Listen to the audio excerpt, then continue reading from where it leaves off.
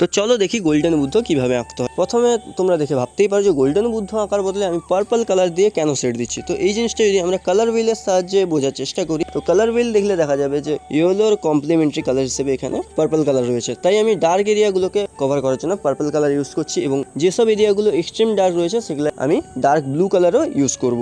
একদিক থেকে দেখতে গেলে পুরো ছবিটাকে ফার্স্টে আমরা মোনোক্রমে কমপ্লিট করব, এবং এখানে আমি ব্যাকগ্রাউন্ডটাকে পুরো ব্ল্যাক কালার করছি যাতে পুরো ফোকাসটা আমাদের মেন সাবজেক্টের উপরে থাকে। তো এখানে সেকেন্ড লেয়ার হিসেবে আমি ইয়েলো অকার ইউজ করব, ইয়েলো না কিন্তু ইয়েলো অকার ইউজ করব, এবং পুরো ছবিটাতে ইয়েলো অকার দিয়ে সেকেন্ড লেয়ার কমপ্লিট করব, এবং থার্ড লেয়ারে কিছু কিছু জায়গায় রেফারেন্সকে অবজার্ভ করে অরেঞ্জ কালার দিয়ে সেট দেবো। তো আমাদের ছবিটা তৈরি। তো আজকের ভিডিওটা কেমন হয়েছে তোমরা অবশ্যই জানো। এরকম টাইপের আরও ইনফরমেটিভ ভিডিও দেখার জন্য আমার চ্যানেলটিকে ফলো করো।